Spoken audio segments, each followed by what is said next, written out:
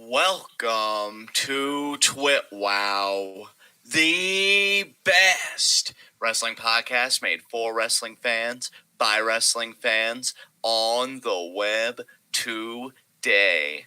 I'm John, that's my cohort and commentary Ashton, and we invite you to recline back your chairs to ease all of your cares as we present to you our Monday Night Raw review. And this was the go-home show before TLC this Sunday, which we will be previewing this Saturday at 10 p.m. Eastern Time. And I've got to say, folks, for the most part, I enjoyed this Raw. I felt like this go-home show had a pretty good energy to it for my taste. In fact, even a few segments that I thought I would outright hate, I thought were actually handled pretty well and logically for the most part. For my money, I did have some gripes with the show, which we'll get into in our first segment in a few moments. But I'm going to pass the buck here over to my cohort and commentary. Ashton, what do you think about tonight's episode? Well, for tonight's episode, I'm going to be playing the role of the Grinch because I thought that this show was complete ass. Wow. Okay. Dude, this show bored the hell out of me. And when it wasn't boring the hell out of me, it's because it was annoying the hell out of me. I did not like this episode of Raw at all. There were a couple things in it that I will give you were definitely entertaining. It's not one of those shows where I thought that the entire show was just a dumpster bin and I just want to throw the whole thing away and light it on fire. But a vast majority of this show either annoyed me or bored me, and that's never a good combination. I'm guessing you would have been as successful setting the show on fire as Randy was trying to set Bray on fire tonight, but we'll get to that. With that said, let's get to our first segment, Heat of the Night. And, brother, if you don't mind, because it seems like you have more that you want to kind of unload than I do, would you allow me to just go first to get this one Heat of the Night off my chest? Well, to be fair, too, I think for me it's less about specific individual things that I hated and more about, like, bigger, more overarching things that I hate. So, but yes, you can go first, yes. Yeah, I just want to make a very quick note. I really don't like the booking of characters that should be dominant. So two instances that come to my mind in this, Mace versus Ricochet. I did not like that both Slapjack and T-Bar had to run in on the command of Ali, to kind of even the playing field, because we know that Dio Madden, aka Mace, is a beast and he can handle his business. And I know that Ricochet, he's not some jobber by any means, but I think at most, he's a former U.S. champion, so he does have some credibility. I just don't like, though, we get it, David can beat Goliath with the slingshot. I would just like to see Goliath, devour David every once in a while. So I didn't like that. And then an even more glaring instance of this that I find even more offensive than Mace and Ricochet, because, that's whatever. And I know the bigger story is they want to get Ricochet and Retribution, so Ricochet looking good just shows that it would be a gain for Retribution, right? Yeah. There is no excuse for me, however, and I just wanted to set that up very clearly to show the contrast. Why the fuck does Shayna Baszler need Nia to run in on her behalf against Dana freaking Brooke? That's just bad, dude. There's no rationale for that. That's just really bad booking. Say what you will about Shayna and NXT, because I saw a lot of opinions on the cesspit known as wrestling Twitter.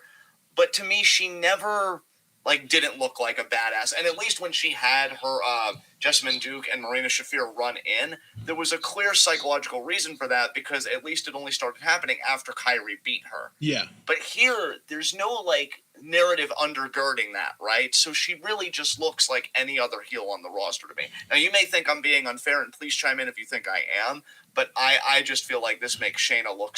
Dana Brooke, Asuka I can understand. She even said so herself a few weeks ago. Losing to Asuka, that's one thing. Dana Brooke, who isn't even a former women's champion, unlike Ricochet, who has championship credentials, it's laughable what's really become of Shayna Baszler. But I really just wanted to say, if I could put a neat little bow on my Heat of the Night, characters that should be dominant, performers that really should be puffing their chest out, really just look like everybody else in terms of the booking. So I'm going to hand it over to you.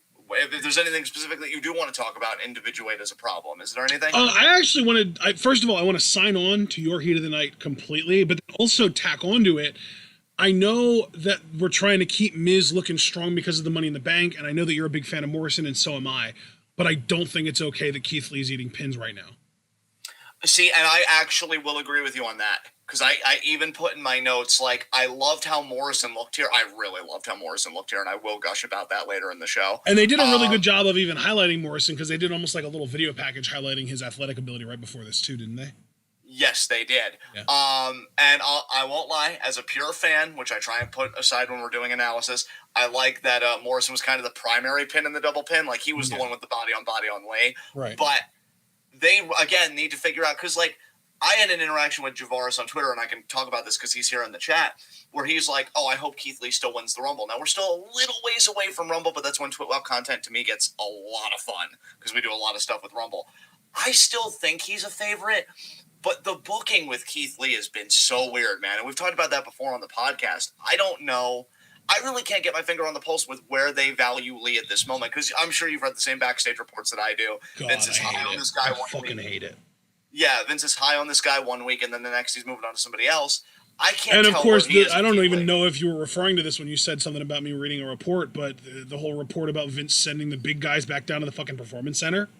I really haven't paid much mind to that, because I don't want to like fan the flames and give this undue credibility if it doesn't deserve it.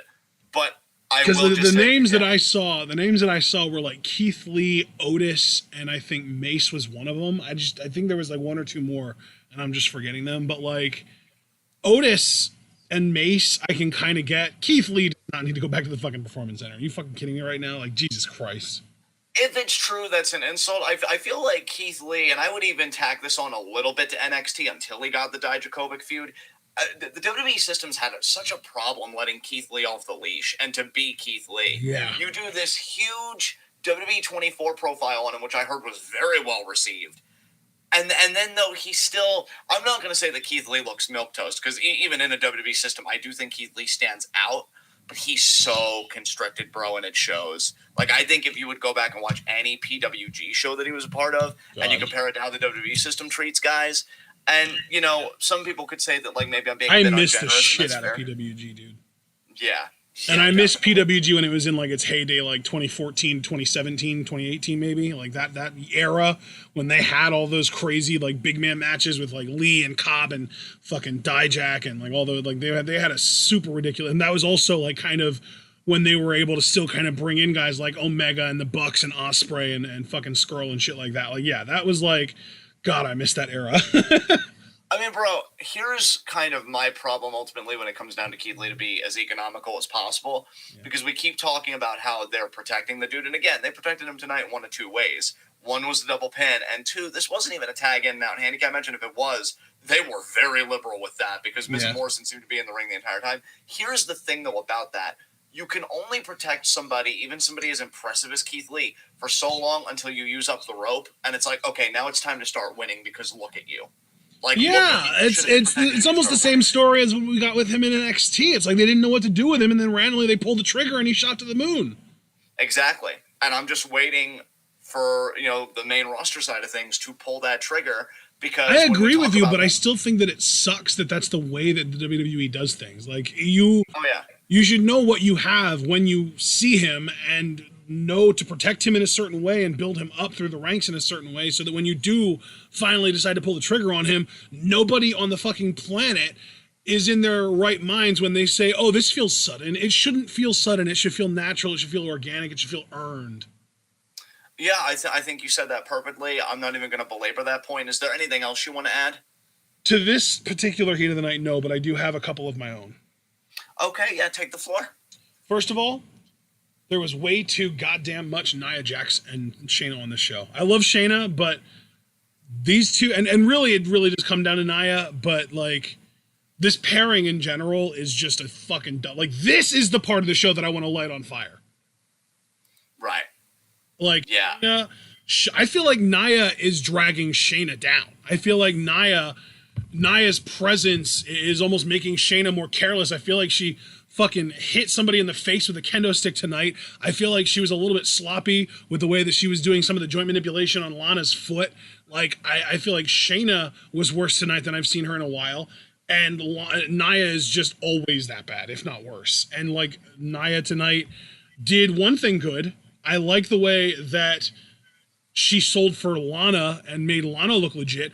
but also why the fuck would I want Lana to look legit? Like this show had way too much. I'm gonna actually name two names here. Had way too much Nia Jax and way too much Lana on it, and I don't even like. They didn't even have that much Lana. It was like maybe a grand total of like 7 or 8 minutes of Lana on this, and then it was still too much because Lana is just a trash performer. And Nia was on this show fucking twice. She had 2 segments, which is 2 segments too many for her bum ass. Yeah, the funny thing is, all I'll say, because my complaints about both have been well documented on the channel, so I don't want to go into that territory. Yeah. I don't disagree at all with the spirit of what you're saying. I actually didn't mind the match itself or the post-match too much. I just find it funny now that Lana won't even be competing at TLC. Yeah. So, like, I thought it was going to be the narrative blow-off, right? Like, Lana's going to be in the big tag title matchup. Now, I swear to God, dude, they're going to find a way to stretch this to Mania. Like, I know it sounds absurd. I mean, now, dude, here's the thing. You might be right, but I think they're probably going to end up putting Mandy in that spot on Sunday. Maybe. Because, see, dude, I just want to say, too, because you just said that, I'm surprised they didn't change the match. They still made it seem like it's going to be a standard tag match, but Oscar needs a new partner. I thought they were going to do a triple threat tag match now with Dana and Mandy added now that Mandy's back. And they didn't say that. So you think that they might do... You think maybe they'll just do Dana and Mandy without Oscar involved versus Nia and Shayna and have them lose? No, dude. I want to spell this out clearly just so that we don't get our wires crossed because I feel we're close to having that happen. We already know Asuka's going to compete. She needs to find a replacement. Okay, what I'm saying is what surprised me was because we know Dana and Mandy are a tag team. In fact, they almost won the women's tag titles. Right. Lana cost them, if you remember. Yeah. I'm surprised they didn't add that team to the match to make it a 3-way No. See, I don't think we were ever close to having our wires crossed, but what I'm saying, though, is like if Asuka can't get a replacement, it could end up just being Mandy and Dana versus Nia and Shayna. It could be, but since we're probing this topic, and I feel like this doesn't supervene on our usual content, like when we preview shows, I 100% think Charlotte's going to be the partner. Like, I think Charlotte's going to come in. What the fuck? Now, Javaris had an amazing suggestion, and he hopes it's Naomi, which I would fucking love because we actually know that they had it for a little bit on SmackDown. Yeah, Gloska. He said Naomi's been cleared. I think it's going to be Charlotte, though. I am going 100% the pessimistic route because, dude, think about it. The history that Asuka and Charlotte have, and then, of course, they'd be tag team champions because then what would WWE do, right? Oh, my God. Turn Asuka heel? Well, turn Asuka heel, but in WWE's mind, right, it's like, oh, my God, these two huge rivals are now tag team champions, so they're pretty much doing a better version, barely, mind you, because Asuka's still doing all the work, of what they're trying to do with Nia Shayna. Oh, these people that don't like each other, except there's an actual history there.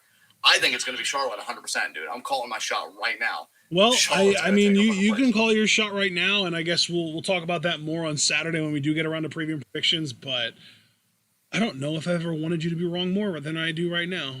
I want Javaris to be right. I loved it when he said Naomi. I would pop so fucking hard if I knew Gloska actually had a chance to be fucking tag team champions. Because still my ultimate goal is Riot Squad, but like, if you're going to defer that, and hell, if you're going to flat out deny me that, Gloska is far from a consolation prize. Yeah. But I'm preparing myself. Big time. Oh, fuck. I mean, have there been any hints lately of Charlotte coming back soon? I can't, dude, really no hints on television, so that we always kind of put that to the side, but I keep hearing that a return is imminent for Charlotte. But that's what I meant. I meant like dirt sheet. I meant like dirt sheet stuff, yeah. Dirt sheets do seem to be reporting it, although I will say, just to be fair, because we always like to be transparent on the podcast, I could not tell you how credible the sources are because I don't even remember who's been reporting it. Yeah. So we couldn't vet it. You know what I'm saying? Shit. Well, it is around that time, and I guess I would rather she fucking come back now and become a tag team champion than come back in a month and win the fucking Rumble. Yeah. I mean, knowing Charlotte, though, she could do both. Win the tag title, this month, the next month. Yeah, you're right that she could, but I still feel like winning the tag titles decreases the odds. So, that's the silver lining that I'm choosing to see here. Yeah, we'll have to see, man. But I didn't really mind the match too much. I just don't understand, like, you were building Lana to this thing, and I still feel like they're building Lana for something. But here's the crazy thing, too. I didn't mind the match, but you almost feel like Lana beating Nia should have been the blow-off, right? Because Nia's been the one putting her through the tables. So, like, you do what very well could have been the blow-off. Like, honestly, dude, and I know I'm probably alone on this, because I didn't mind the match. I wouldn't have minded if you did this match with how short it was on a pay-per-view, and that's like not, Lana's payoff. I was going to say Nia, but yeah, Lana's payoff at the expense of Nia. And you just kind of blew your load on TV in like a nothing thing that was actually part of a broader thing of, oh, let's take Lana out of the match. So I don't understand it at all. Like I'm just left confused personally. Yeah. So my whole thing here was just too much Nia and to a lesser degree too much Lana. But the other issue that I have is too much fucking Bray Wyatt and the bullshit that he's doing. Yeah, I actually enjoyed this mostly because Alexa wasn't on the show. Dude, I was just going to say, we didn't even have Alexa, and I still hated everything about this. I think the only nitpick I have, because I really don't like this, and that's why I think Javaris even, like, tweeted at me, like, it's time to call time of death, brother. Because I don't like how they're, how can I put this? They're, like, almost sanitizing the funhouse in a way. Like, when you have Huskus interacting with R-Truth and Rambling Rabbit interacting with Riddle, like, I'm sorry. Rambling Rabbit interacting with Riddle was the best part of this whole thing to me. See, and I thought it was cringe. I think it's cringe when you have those characters interacting with these performers in a cutesy way. Yeah. Like, that's I can tell that our tastes on this show were very, very opposite because I genuinely loved that. I thought Riddle was fucking great tonight. And that segment made me laugh quite a bit. Yeah, that was hilarious to me. Yeah, I like that our tastes were different on this because I think it generates more interesting discussion. But yeah, I thought this was cringe as fuck. And I like R-Truth, and it's nothing against R-Truth. And Riddle, whatever.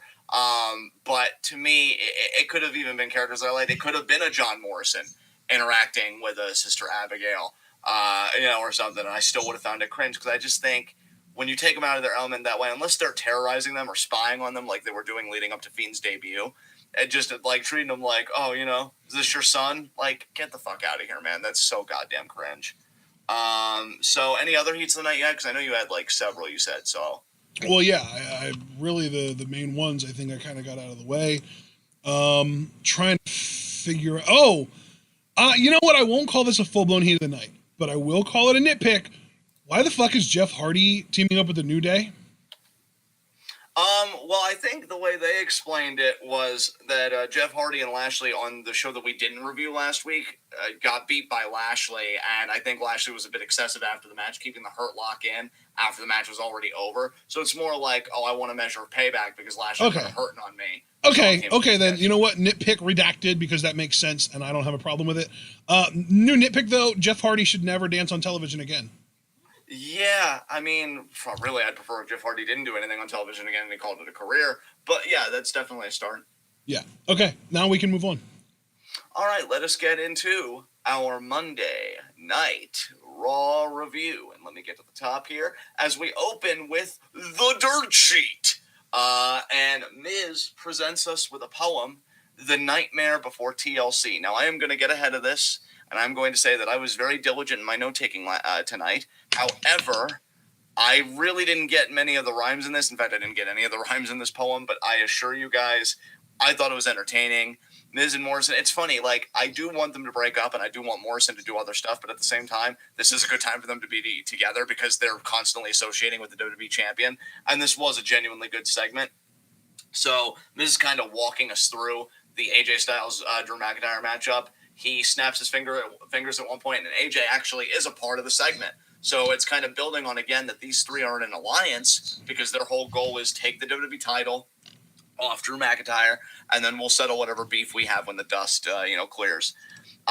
Miz snaps his fingers again. Then Morrison is portraying Drew McIntyre, which actually harkens back to their feud.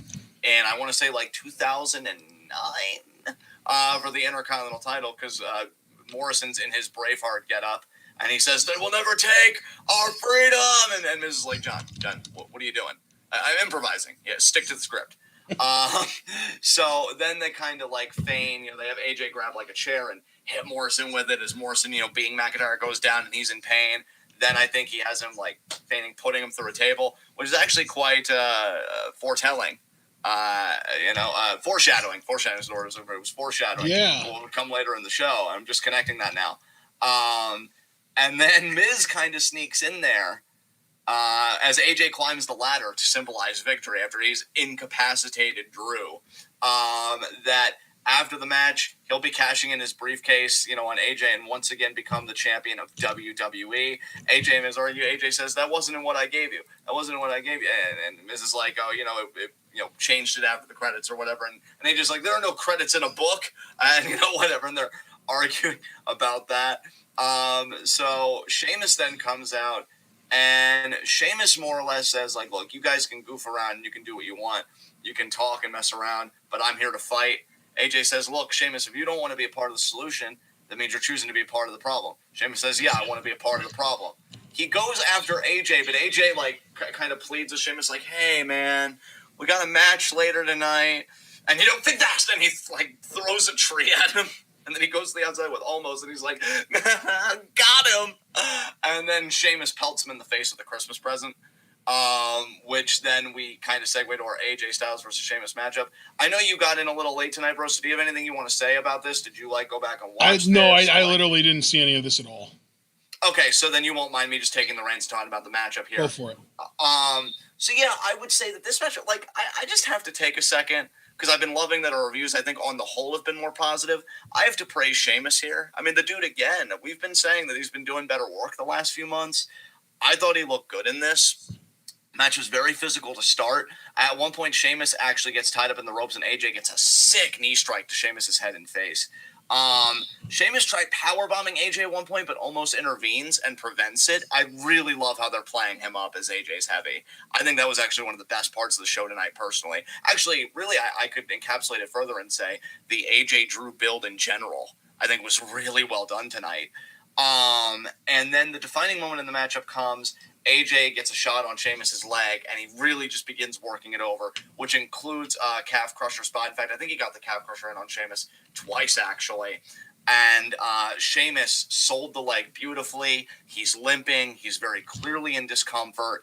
AJ really bumped well for Sheamus. The Irish Curse backbreaker that Sheamus got in this match was nicely done because Sheamus immediately goes to the knee after hitting the maneuver just to sell that, man, AJ's really been working this over. And so it was a great physical back and forth with both these guys. Sheamus had some desperate pin attempts. He hits a white noise, and with a little bit of strength he has, he covers AJ. AJ kicks out. So just really good basic stuff. Sheamus goes for an elevated white noise, and AJ slips out. He chop blocks Sheamus, and he stacks him up for a pin. Bigger people ascending to the top rope should not be done here. I mean, I hope Nia and Sheamus learned their lessons tonight because it backfired in a major way. AJ talks shit to Sheamus after the match. Sheamus tries to grab AJ, but almost again, dude, they really played him up so well, I feel like. He intervenes. Sheamus's bad leg gets wrapped up in the ropes, and AJ at first is just viciously kicking Sheamus, right? Kind of laughing and being like, that's what you get, Sheamus. But then, his heavy presents him with a chair, and AJ just blasts him with it. Dude, I swear, I feel like even at one point, AJ hit Sheamus in the nuts with that steel chair. And I'm like, ooh, he tatted him with it. Chest and leg. He even said, oh, yeah, what am I forgetting? Oh, yeah, this. And then he hits him in the knee. Just a really well-done segment. I mean, Sheamus gets laid out. AJ looks like... I'm really liking AJ right now, man, because he's a legit heel, and he's doing... scummy shit. I was trying to think of a better word, but scummy would be the best thing. But he's got such a comedic charm to him. Yeah, dude, low-key, AJ is really one of the things on Raw that keeps me sane. Dude, absolutely. Because you know what I like about this, and I don't know if you would say, and I say you in the general sense, that it's been a problem in the last few years. But I know there was a time when there was a problem in wrestling, at least that people noted, where it's everybody wants to be the cool badass heel. Yeah. And AJ is content not being that. AJ's content having weird moments with almost saying that pie is a cupcake, right? Or this and that. AJ can laugh at himself. And yet you have segments like this that just show how capable he is and how much of a threat he is to McIntyre's title reign. And I cannot tell you, dude, how much I love that. So I know you actually did see this. What did you think about this, man? Let's talk about it a little bit. Yeah. This was really well done. Are we just talking about the match in general or specifically the post-match beatdown? Whatever you want, man. If you want to go back to the match, because I know I didn't give you an opportunity. I was going to say, no, I don't really have anything to say about the match, but the post-match beatdown I thought was great. Because, there was kind of this moment where Sheamus reached down and grabbed AJ by the hair, where AJ had that oh shit look on his face. But as soon as Omos stepped in, you kind of almost had this sense of dread for Sheamus. And then he pulled him out and he got stuck on the rope. And it was holy shit, Sheamus is about to catch a real beating right here. And then they did, but then like, dude, I don't know if you had the same thought, but I'm wondering where the hell Drew is and why he didn't come out to save Sheamus. I'm going to save those thoughts for Saturday, because I think if I would talk about that, unlike the Oscar stuff, it would kind of give my hand away a little bit. Wow. But I did have the same thought as you, like, where is Drew? And I will say about almost. I genuinely feel like this is going to be the moment that we look back on as the reason why Sheamus turned on Drew. Yeah, dude, can I just say, too, about almost? Because, like, I feel like he was low-key an MVP of this show tonight, for me at least. I don't want to speak for you or anybody in the chat.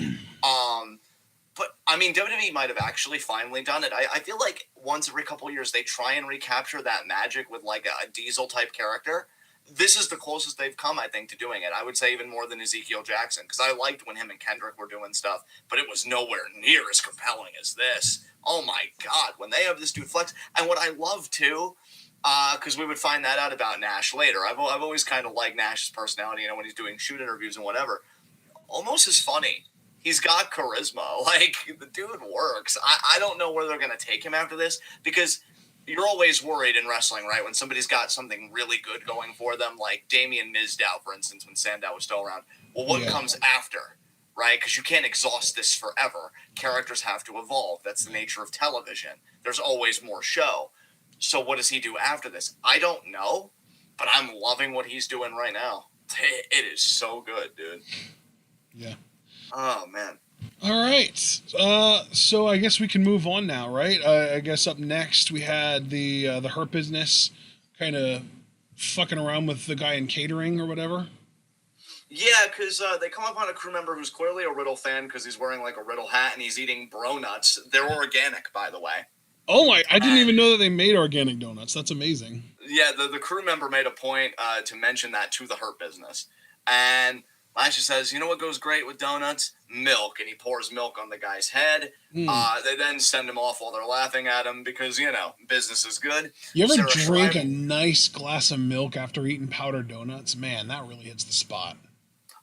It's been a minute, but I know whenever I have had sweets, dude, when you get a cold glass of milk, nothing beats it. You say sweets, but I'm more specifically saying the powdered donuts. Powdered donuts it has been. I don't even know if I have ever done that. But like cake, you know, traditional stuff like that. Of course. Absolutely. Yeah, absolutely.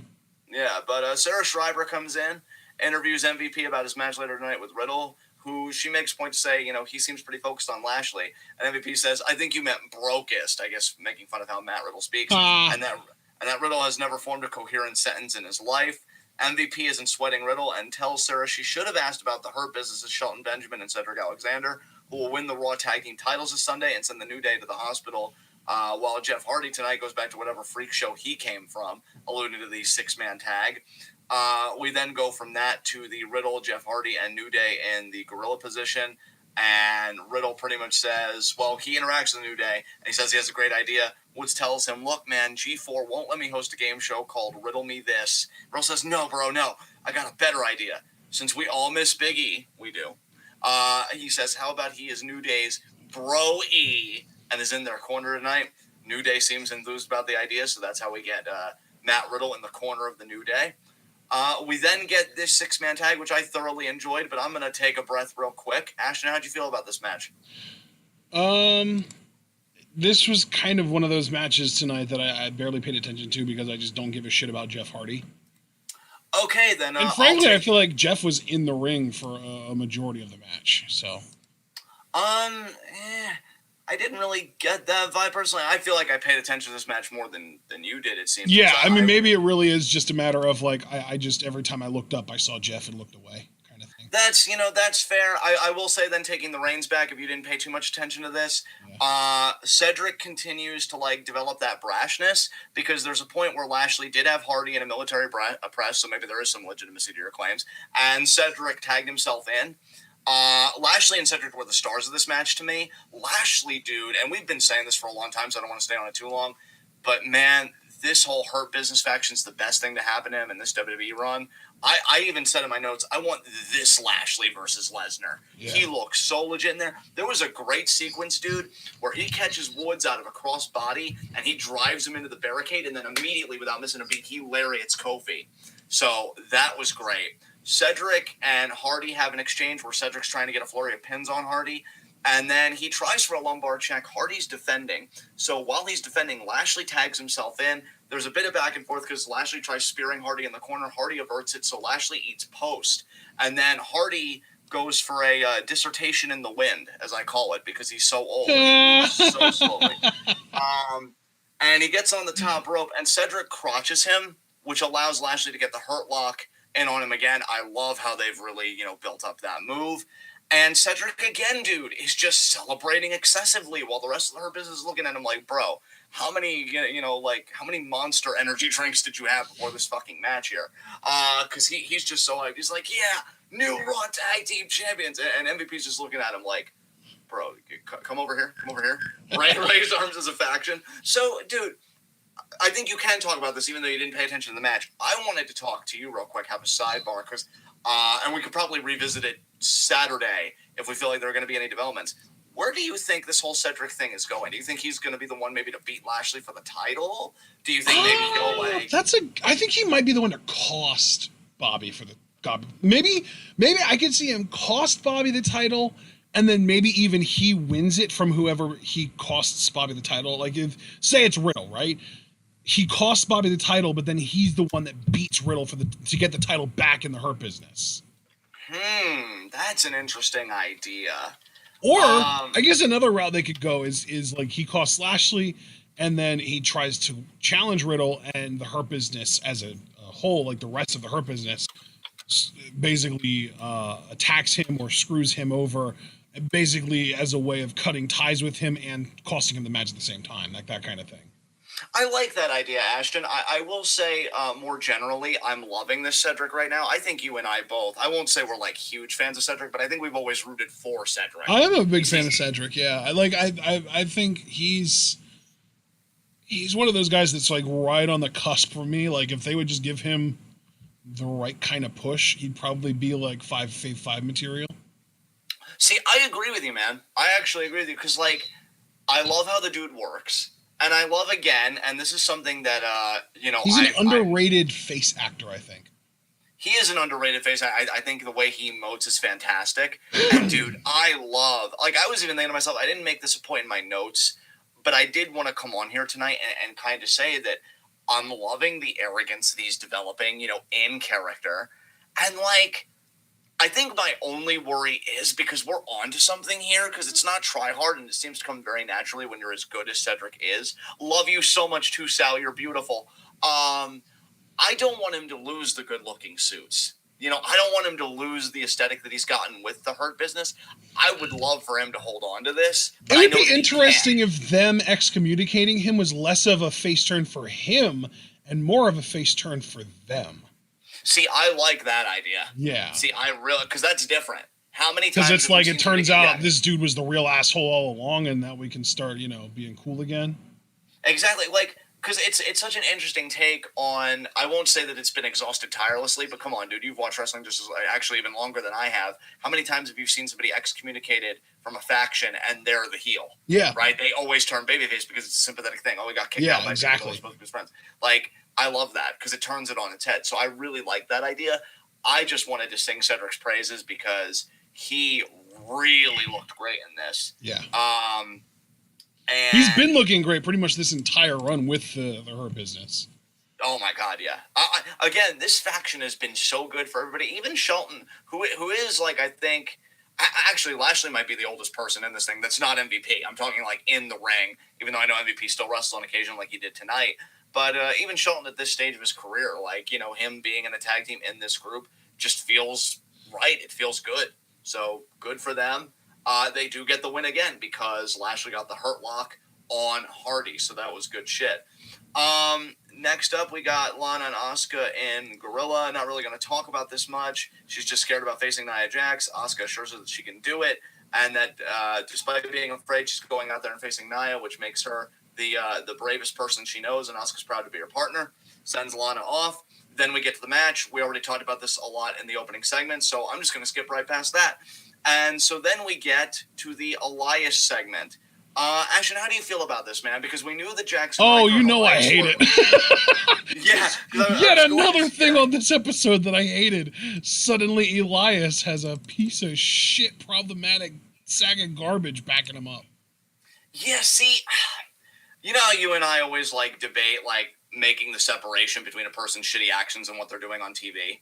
Yeah. Because like conceptually, and I feel like you could have gotten anybody other than Riker to do this. Conceptually, I understand this. In fact, this actually seems like a natural progression. Well, no, because dude, I guess Elias, let me just kind of say what I mean though. Sure.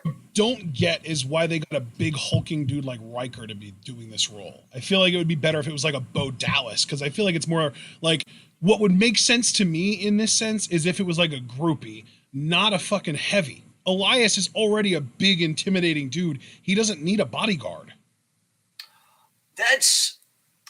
I would say that that's fair. However, I think we look at Elias's history and not even recent history. It just seems to happen to him constantly. Not only does he get interrupted, WWE's booking has not helped this. And see, this is where I think I can reach a compromise, because I do agree with you, but WWE's booking, I think, has made that kind of impossible. Because I don't think WWE's booking has ever really made Elias look competent enough to handle his own business, which is a shame because look at him. Right.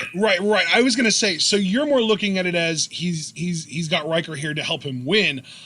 I think I'm looking at more from an aesthetic standpoint, though, because to me, like when even in the ring, like when Elias wrestles people, he wrestles like a big man. He barely sells. When he does sell, he recovers quickly. He's almost got like that Luke Harper, or I guess now Mr. Brody Lee, style of selling, where it's like he doesn't really fully sell. He flinches and then he kind of shakes it off and moves on, and he kind of has like that power offense. Like he really does wrestle like a big guy. He looks like a big guy. It makes no sense to me why he would want this other big guy. Like, again, even if I think Bo Dallas is even more fitting too, because if he's just trying to bring in somebody to help him win matches, you don't need a big hulking bodyguard. If you're already Elias, you could just bring somebody in to cause distractions or bring someone in to grab someone's foot. He could bring in a fucking Drake Maverick for all I care. I just feel like this whole idea of pairing up an already big, intimidating dude up with someone whose only good trait is that he's big and intimidating makes no sense to me.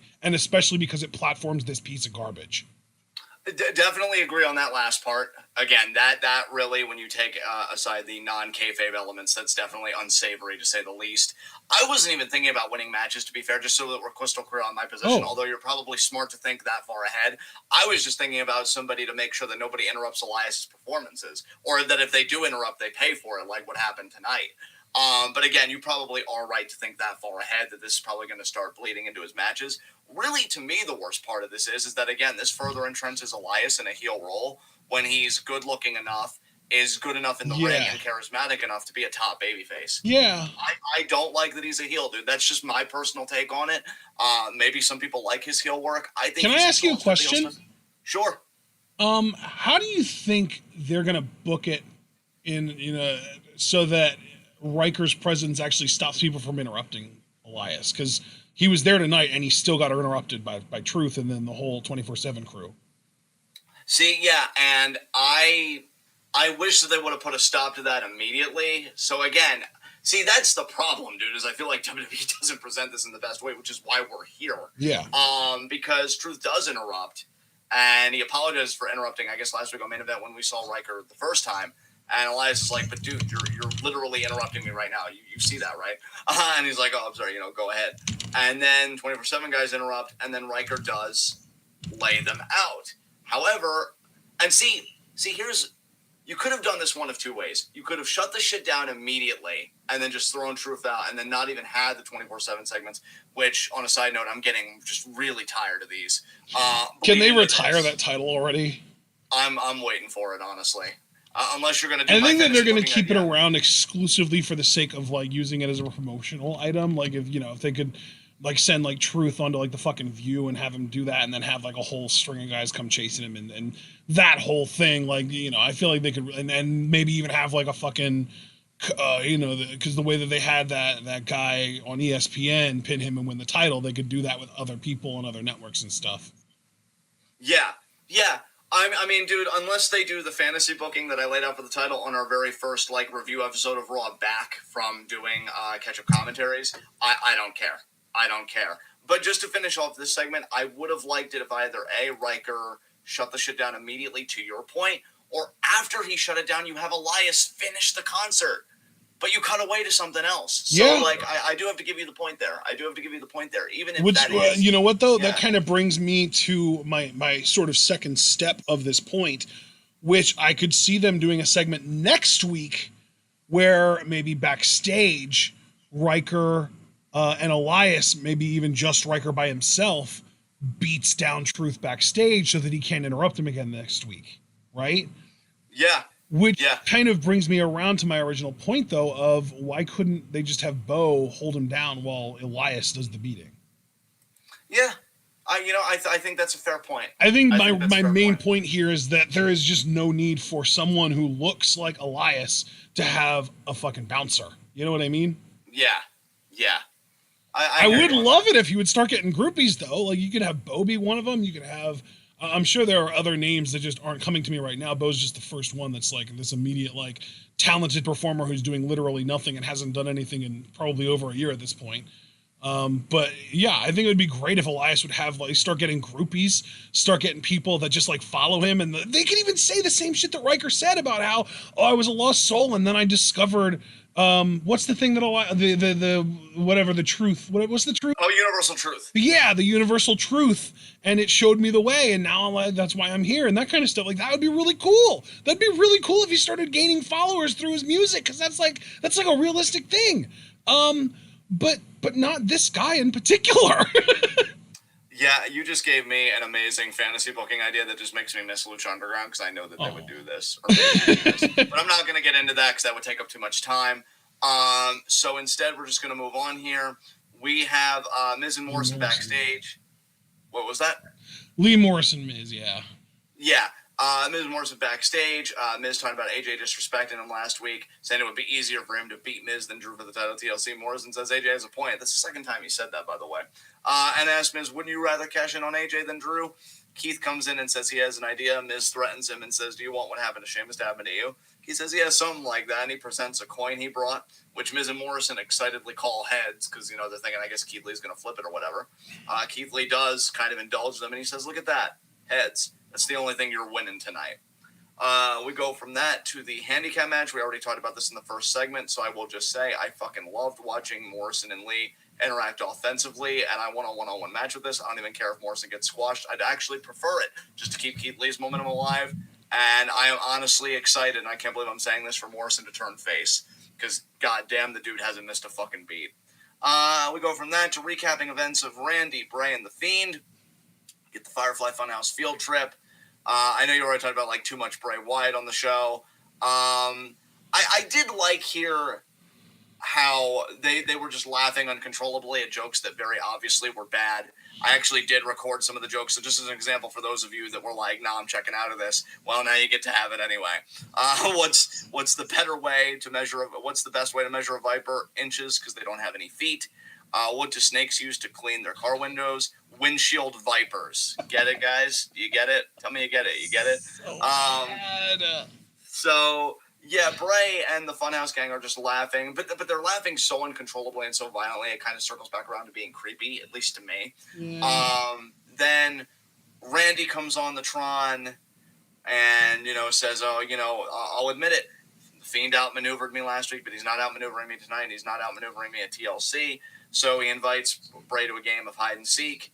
Bray accepts, and then that's how we get this, whole thing of Bray chasing him throughout the night, which we'll conclude that at the appropriate segment. But in the meantime, we get another recap of Ricochet's issues with Retribution, because we're doing Ricochet versus Mace tonight, as we know. Dana and Ricochet apparently beat Slapjack and Reckoning last week, and I put in my notes, learning about that. One, that I'm grateful we didn't review last week, and two, that I hate everything. Yeah. We Concur, get Ricochet. Sir. Yes. Ricochet versus Mace. I already talked about this in the opening segment. Is there anything you want to talk about with this? I don't think so. Yeah, man, the coolest thing was Mace pretty much won with the time bomb, so shout out to Yeah, I actually yelled about it when that happened, and I was like, oh shit, I hope John didn't hear that. Yeah, I did, but it was okay, because I still smiled anyway seeing it. It was pretty fucking sweet. We love you here. I love it, yeah, and I also, like, even before that, the fucking Baldo bomb that he hit looked dope as hell. Yeah, A-Train be proud, bruh. So, yeah, Mace wins. Ali says this ends when he says it ends, and it ends when Ricochet joins Retribution. And that's another highlight of this match. Ali on commentary was killing it. Daddy material through and through, baby. But yeah, we get Bray roaming backstage for Orton. He runs into Matt Riddle. Riddle pitches the idea of pronouns to Bray and says teaching pronouns on Firefly Funhouse would be awesome. Bray says that sounds sweet, but he's busy and leaves. God, that I loved this interaction though, because Riddle was actually respectful to Bray, and Bray returned the favor, and then Riddle was like, "Have your people call my people," and then he had his little interaction with Ramblin' Rabbit where he wanted a signature, his autograph for his I forget the name of his rabbit. Do you remember? Skipper. Yes, because that's what you called AJ leading up to Survivor Series. Oh, I loved this. I think this is hilarious. I know you hated it, and I'm sorry you did, but I loved it. No, and I'm happy you loved it, man. No, that's what programming's all about. Look, if it resonates with somebody, then in that extent it was worthwhile. You calling my taste shit? Shayna, yes. Shayna versus Dana Brooke. And I already talked about this in the opening segment. Hated it, don't give a fuck. Only worthwhile thing, if we can call it that. Mandy Rose returns, which again, in a way, we already kind of noted in the first segment, so fuck this. Archer's talking with us. Well, yeah, because I mentioned, with Mandy Rose back, I mentioned how this might even be a triple threat tag match come Sunday if they amend it. Oh, you're talking about our first segment. I thought that she showed up on Miz TV. No, God, no. That'd be pretty wild. R-Truth talking with Huskus. Oh, yeah, he did call Rambling Rabbit Baby Broda. Yeah. Anyway, sorry, continue. No, it's fine. That was just a little piece of my soul that died. No big deal. You're welcome. You're welcome. Yeah, I love you too, bud. R-Truth is talking with Huskus about his son wanting a PlayStation 5. See, now this was dumb. Yeah, and... I'm pretty sure this entire promo by Truth was improvised, and I feel like he kind of slipped on this one. I mean, and again, kudos to Truth if it was improvised for at least trying, when, the writers should have your back, and they just kind of leave you out. It definitely had an air of improvisation to me. I could be wrong, but I really think it was. But yeah, this was stupid. Truth... more or less is when Bray comes in, he's like, Huskus, I've been looking for you for hours. I told you not to talk to strangers. Your father's right. You that is your son, isn't it? I don't know. And then he just kind of flees. And then Truth's like, what a beautiful family. Yeah, kill me. Bray continues to pursue Randy because we have a commercial break in between this. Mm-hmm. Bray comes upon his rocking chair when he was the leader of the swamp. And it's empty. He sits in it. Orton attacks and they brawl. Orton gets the upper hand and locks Bray in the chest, which he sets on fire, which, by the way, for all of you, Ruthless Aggression era fans, anybody else get, Orton Undertaker feud vibes when he set the casket on fire before his match against the Undertaker? Or even, any Taker Kane feud at this point. Yeah, for sure. Yeah, absolutely. Yeah, and, I was definitely, that definitely harkened back to the casket thing, for sure. Dude... And here's where I'm going to have the pickiest of nits on this show easily. Because I did enjoy this. I don't want to make it seem like I didn't enjoy this because it was a cool visual. Yeah. I just don't know, man, if I would have preferred if they would have given Orton the satisfaction for this. And then Sunday they would have had him cut a promo. And then, The Fiend does this whole thing and Orton's just I see. Fuck. I see what you're saying. I think that's a cool idea. But I didn't mind that they did it here because it kind of is a way of letting us know that it's going to be Orton versus The Fiend on Sunday and not just Bray. Yeah.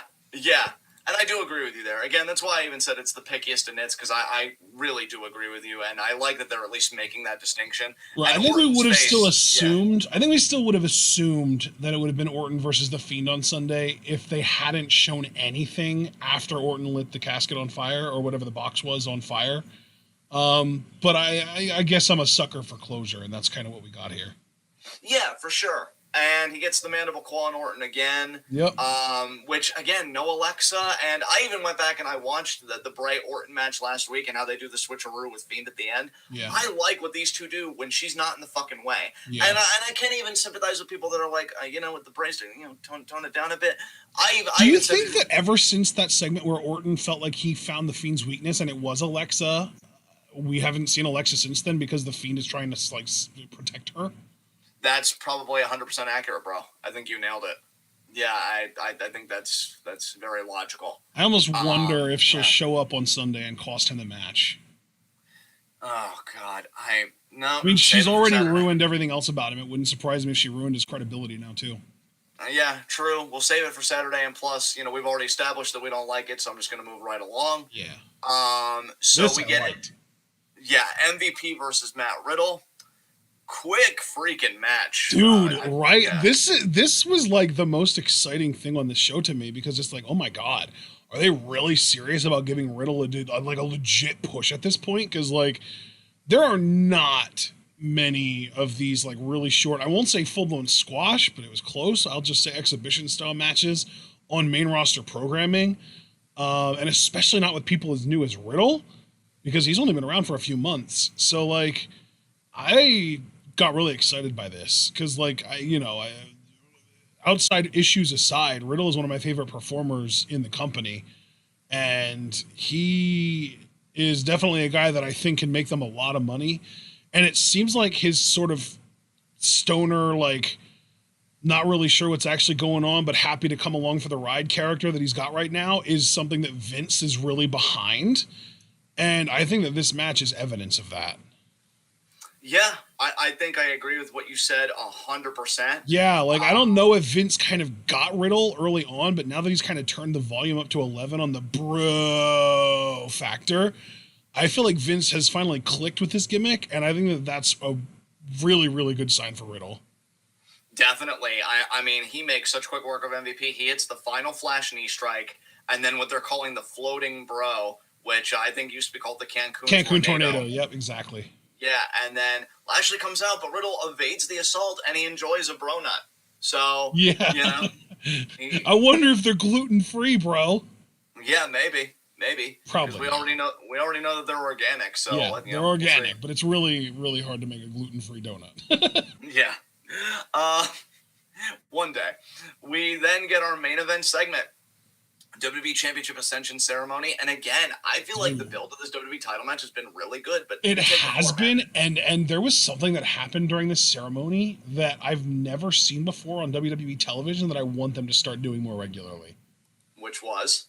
Music playing during AJ's promo. Yeah, dude, right?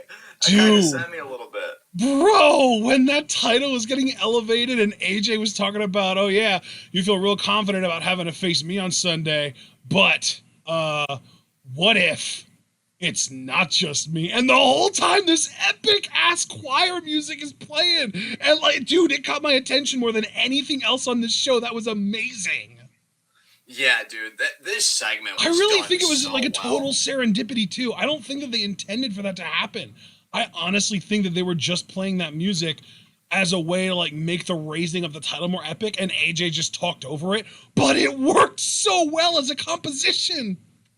Yeah, and dude, you know what I loved about this segment, just from a actual like content standpoint, is that we know that Drew's legit. I mean, again, he beat Brock Lesnar in 5 minutes at WrestleMania this year.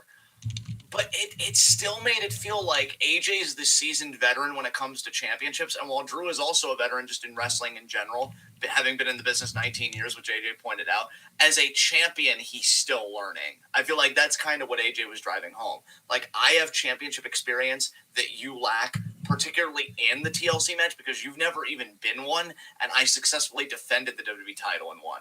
Which, again, that was a few years ago against Ambrose. Yeah. So I like that. That name, Ambrose, it just sounds so off now. It's like it doesn't hit the ear right anymore. Yeah, it really doesn't. You're right. But I love that AJ, while talking to certifiably another veteran, is just like, yeah, I'm kind of leading here because I have the experience and you don't. And Drew, I love the retort that Drew had to this. He said, you've looked into me. You've gone and you searched my whole history. You know who Drew McIntyre is.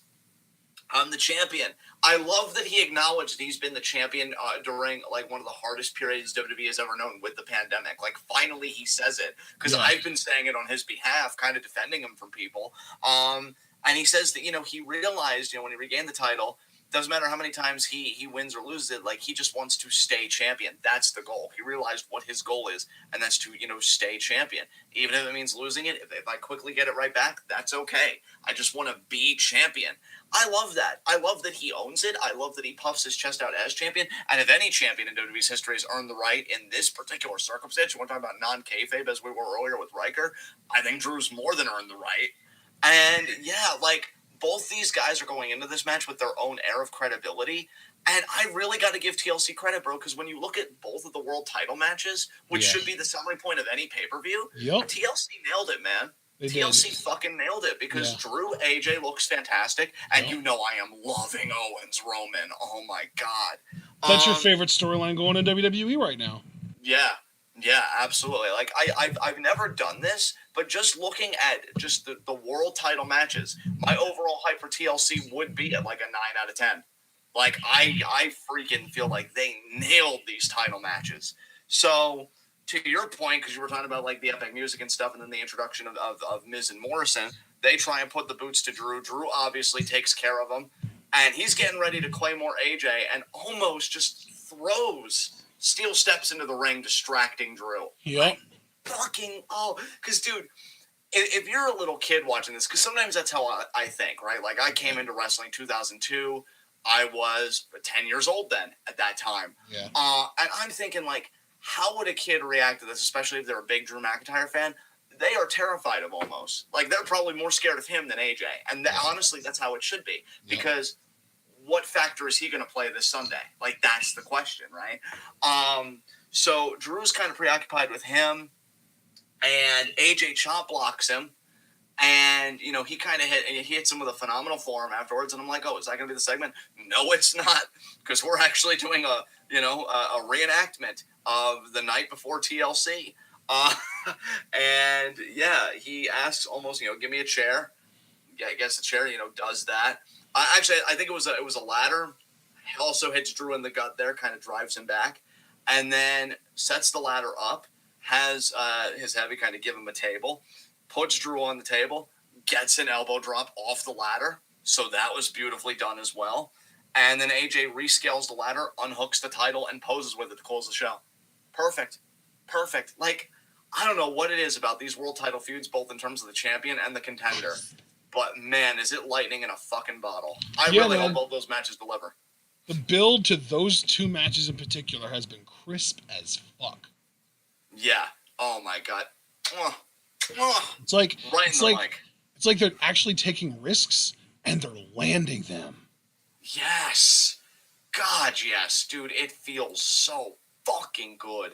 Oh, my God. So that's Raw. You have anything else you want to say about this? No. High spots, low shots. Low shot, Lana. Got taken out of the pay-per-view this Sunday when she was about to vie for the women's tag team titles. Pretty shitty fucking night, if you ask me. Who's your low shot? Jeff Hardy, because he wanted revenge on Bobby Lashley, and he ended up losing for the team to Bobby Lashley. Perfect. High spot, The Fiend. Orton said he wasn't going to outmaneuver him tonight or at TLC. Well, he outmaneuvered him tonight, but TLC's still an open date. We'll see if The Fiend can keep up the momentum, but he got the better of Orton tonight, so he's my high spot. Honorary high spot, Mandy Rose, for having a triumphant return to save a partner. But real high spot, bro, it's Riddle. Absolutely. Finished MVP in quick fashion, and I would not be surprised if Riddle versus Lashley was added to the TLC card. In fact, I was surprised it wasn't already. Yeah, and I got to tell you, man, I think when we do preview predictions, we should probably treat that match like maybe a kickoff match and just give our thoughts on that just in case it gets added. Because I do think there's a good chance, honestly. I hope it does. And really, at the very least, that should be one of the undercard matches at Rumble, if it doesn't. I do agree with you, man. I do agree with you. I think those two, given how well Lashley performed with Apollo Crews, I actually think those two, Riddle and Lashley, especially given their wrestling experience, and I'm talking like wrestling experience. Amateur. Should be really good. Plus, with Riddle's MMA experience, which Lashley also has, they could do some really fun stuff on the mat. So I agree. It's like the little mini preview of Lashley Brock. Yes, exactly. Well said. From two guys that want to really face Brock. All right. So, guys, with that said, this has been Raw. This has been TWitWoW, the best wrestling podcast made for wrestling fans, by wrestling fans, on the web today. I'm John. That's my core and commentary, Ashton. Guys, be sure to like the video as you file out, because the more likes you leave, the more likely we are to be the top search result for Monday Night Raw reviews on YouTube. And when you're the best at what you do, the top is the only place that you belong. So please leave that like. Be sure to comment down below when this video is done processing. Talk to us. How did you feel about Monday Night Raw tonight? How did you feel about the championship ascension ceremony? Do you think music should be played during promos with, epic climactic moments? Bro, it gave me such Mackay vibes. I loved it. Hell yeah. Do you think Riddle Lashley is going to happen at TLC? Actually, here's the big question I'll punctuate this with. Who do you guys think Asuka's mystery partner is going to be? Because I'm dreading it and I'm thinking Charlotte, but I'm hoping Naomi. So talk to us, guys. Let us know who your prediction is. Beyond that, check out everything we're involved in the description box. Most notably, our Twitter handles.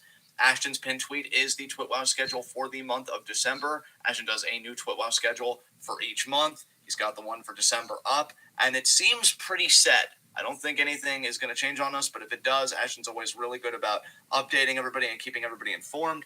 My pinned tweet is to receive Q&A questions. Q&A is going to be done differently this year. It is December 31st at 4 p.m., so people that get their questions in late know that the window is a bit narrower than you're used to. And the reason it's 4 p.m. is because same day at 7 p.m. Eastern Time, we'll be doing our TWitWoW year-end awards, which this weekend I rounded out mine. I am so excited to share it with you all. It is going to be fucking hype, y'all. So that's my pin tweet, is to collect Q&A questions.